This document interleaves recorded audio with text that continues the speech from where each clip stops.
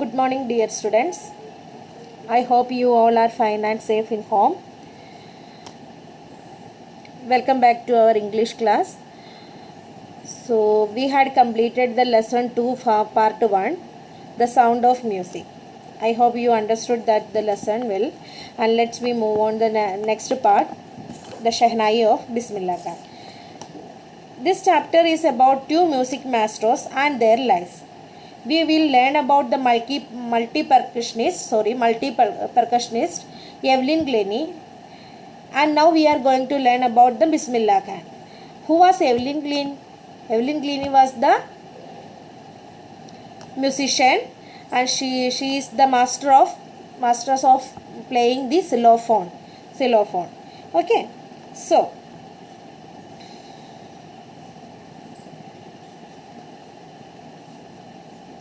then what is the interesting thing of this, that the Evelyn is profoundly deaf. The musician learned to listen to music through her body and not ears. She does not hear music, but she can sense the music.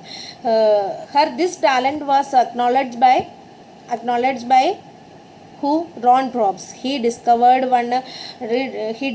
a special drum for her, and she could sense the music through her body. Okay, so the Bismillah Khan, but in the case of Bismillah Khan, had a very secular upbringing, and he grew up practicing on the banks of river Ganga, his native place. He went to the mosque as well as the temple. After achieving immense success, he was awarded in various titles also. He also the recipient of highest civilian awards of India.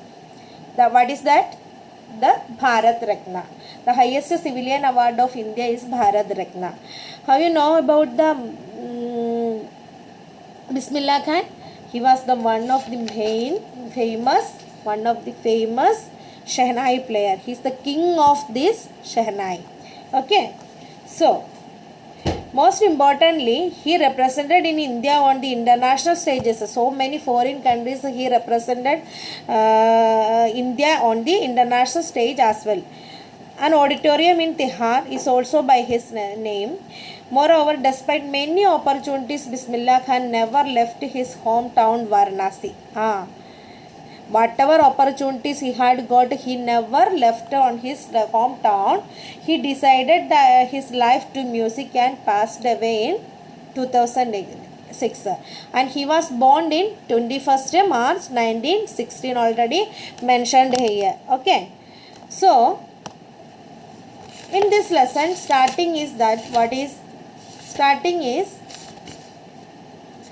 the Emperor Aurangzeb had banned the playing of a musical instrument called pangi in the royal residence because of its shrill and unpleasant sound. It was revived by a barber. It was revived means it was modified. It was modified by a barber of a family of professional musicians who had access to the royal palace. He is one of the member of the royal palace. He chose a pipe with a natural hollow stem that was stronger and broader than pangi. He made 7 holes on the body of the pipe. Before making the Shehnai, the pangi was making the very unpleasant sound. You already know that. You maybe some of them are heard about this sound also. But he did this to improve the tonal quality of the pangi. That barber did this to improve the tonal quality of the pangi. So when he played on it, dosing and opening some of these holes, opening and closing the some of the holes, the soft and melodious and different rhythms, different volume, different rhythm sounds were produced. When he played the instrument before the royalty, everyone was impressed. Since it was first played in the Shah's chambers, it was after modification, it was first played in the Shah's chambers and was played by Nai. Nai means in English we can say that barber. The instrument was named as Shehnai. Instrument was named as Shehnai. Do you understand how the name came? Because it was modified by the barber and he played in Shah's chamber and is called Nai. From that Nai, it is modified as the Shehnai. Okay, I hope you understood that. Okay. After that, Shehnai was played at the royal court.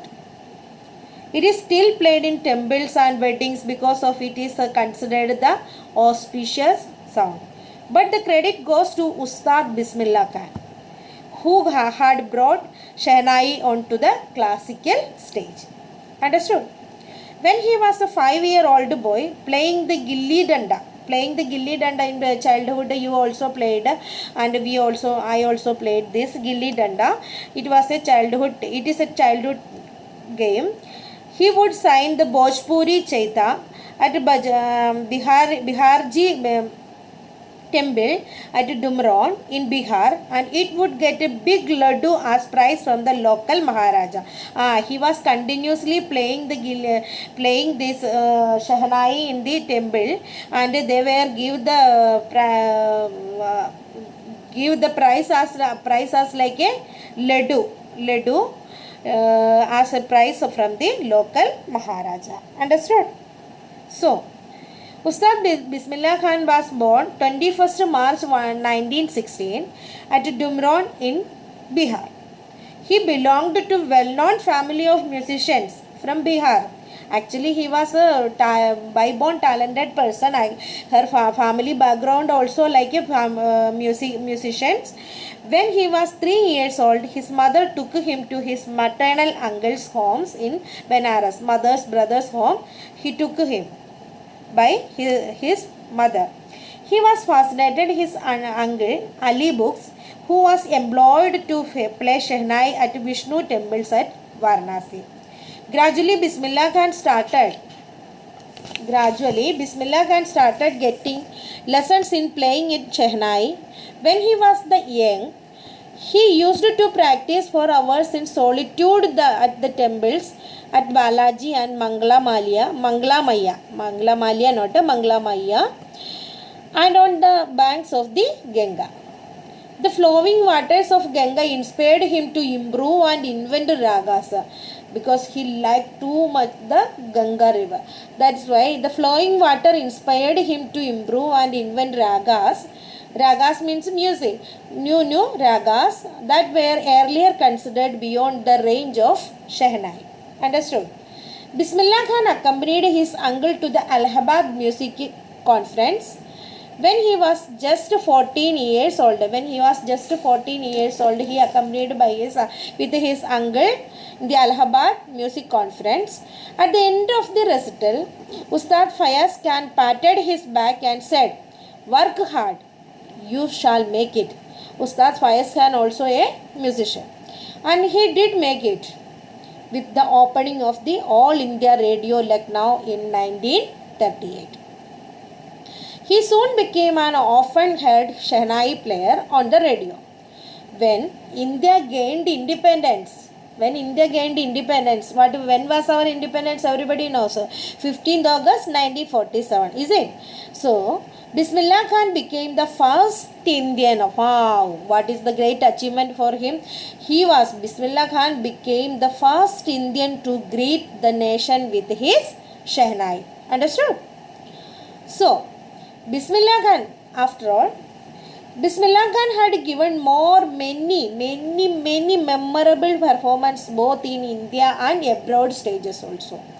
His first trip abroad was to Afghanistan, where King Sahir Shah was immensely impressed with his performance.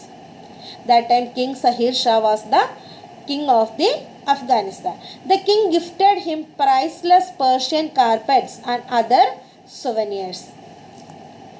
After hearing the Bismillah Khan's play Shehnai, film director Bijay Bhatt was also impressed, and he named a film after the instrument Gunj Uti Shehnai. I don't know this pronunciation is right or not. Hindi pronunciation is very bad.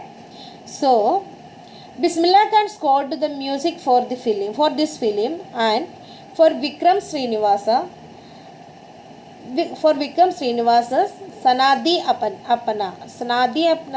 Apna, I don't know. So, through his music was widely acclaimed. Widely acclaimed. He could not come to terms with the artificiality and glamour of the film. But actually, his film was very famous, and he got a more fame, more well known, more renowned person, but he never attracted to this glamorous world. Ustad Bismillah Khan was the first Indian to be invited to perform at the prestigious Lincoln Central Hall in the United States of America. United States of America. He also took part in the World Exposition. He also took part in the World Exposition Montreal, the Cannes Art Festival, and the Osaka Trade Fair. Okay.